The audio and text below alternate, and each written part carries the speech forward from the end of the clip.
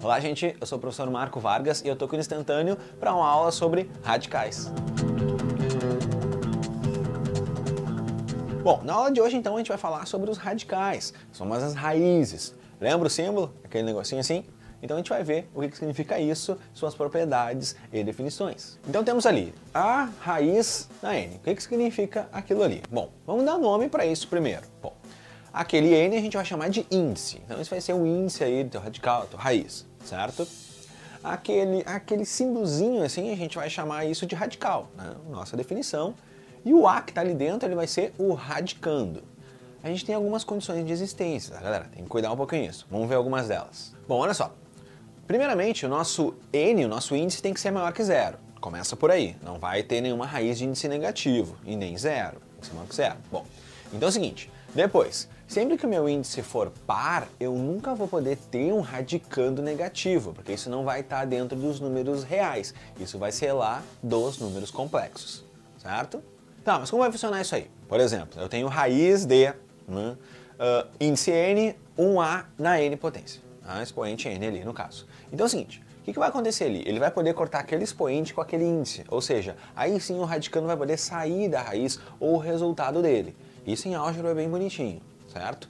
Raiz quarta de zero, isso existe? Sim, qualquer zero ali, qualquer raiz, qualquer índice ali eu vou ter sempre zero, certo? Raiz cúbica de menos 8. Tá, mas isso existe? Eu te disse lá em algum momento que eu não poderia ter um radicando negativo. Mas isso se o índice fosse par. Nota aqui que é a raiz cúbica, então tem o índice ímpar. O índice ímpar tu sempre mantém o sinal do que estiver no teu radicando, seja positivo ou negativo. Como aqui é negativo, mantém então esse sinal, e aí que número ao cubo dá 8? Então é o 2, então o resultado disso aqui vai ser menos 2, certo? Toma cuidado com o índice quando tiver um número negativo no radicando. É isso aí. Definido o que são esses radicandos, radicais, índices e etc., vamos agora então para as propriedades que a gente vai trabalhar, né, com essas raízes. Bom, primeira propriedade, raiz n de A e raiz n de B. Bom, o que dá para acontecer ali? Tu viu que eu tenho o mesmo índice nas raízes? Então quando eu tiver mesmo índice eu posso juntar isso tudo numa mesma raiz e basta multiplicar ali os radicandos, certo?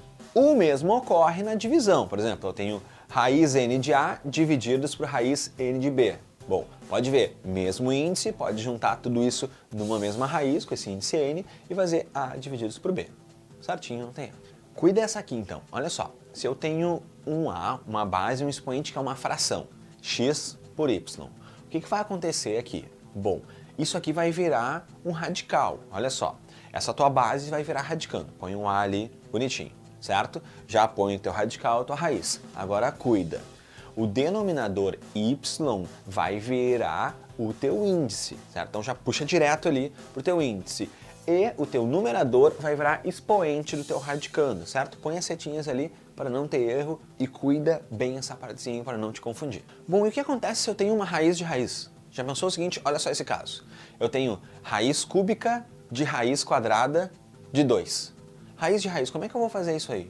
Bom, quando eu tiver esse caso, basta tu multiplicar os índices. Eu tenho ali 3 e o 2, multiplica esses aí. Então isso vai ficar uma raiz sexta do radicando 2, certo? Só multiplica eles aí. É isso aí, fechou.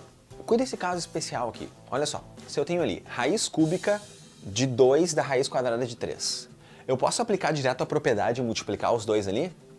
Não dá pra fazer isso. Por quê? Porque tem um número ali no meio. O que tu tem que fazer? Tu tem que acabar com aquele número. Como? Tu vai jogar ele para dentro da primeira raiz do primeiro radical. Mas como a gente vai fazer isso? Olha só, para jogar ele para dentro, então pega aquele número ali, o 2, e coloca lá do lado do 3 multiplicando. Só que para ele entrar pelo radical, ele tem que ganhar a potência daquele índice, no caso que é quadrado. Então entre ele 2 entra ao quadrado. E agora tu pode ver que ficou a raiz de raiz, e agora sim tu vai poder multiplicar aqueles índices dando 6. Certo? Toma cuidado, só vai poder aplicar a propriedade se não tiver nenhum número entre eles ali, certo? É isso aí. Pronto, então a gente definiu aí nossos radicais, nossos radicandos, nossos índices, nossas condições de existência e algumas propriedades. Então é isso aí, galera. Espero que não tenha ficado mais nenhuma dúvida aí e até a próxima aula. É isso aí.